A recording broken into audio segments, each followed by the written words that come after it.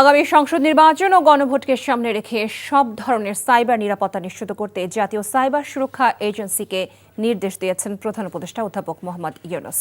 দুপুরে রাষ্ট্রীয় অতিথি ভবন যমুনায় প্রধান উপদেষ্টার সভাপতিত্বে অনুষ্ঠিত জাতীয় সাইবার সুরক্ষা কাউন্সিলের সভায় তিনি এই নির্দেশনা দেন। এ সময় প্রধান উপদেষ্টা বলেন, আগামী নির্বাচনকে কেন্দ্র করে তথ্য প্রযুক্তিগত সক্ষমতা বাড়াতে হবে এবং সব ধরনের সাইবার অপরাধকে কঠোরভাবে মোকাবিলা করতে হবে। তিনি বলেন, সরকার সব ধরনের নাগরিক সেবাকে অনলাইন প্ল্যাটফর্মে নিয়ে আসার চেষ্টা করছে।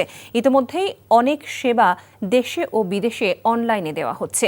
এসব সেবাকে সুরক্ষিত ও নির্বিঘ্ন রাখতে হলে সাইবার নিরাপত্তা জোরদার করা জরুরি। নাগরিক সেবার খাতগুলোকে বিশেষ গুরুত্ব দিয়ে বিবেচনা করার জন্য সংশ্লিষ্টদের নির্দেশনা দেন প্রধান উপদেষ্টা।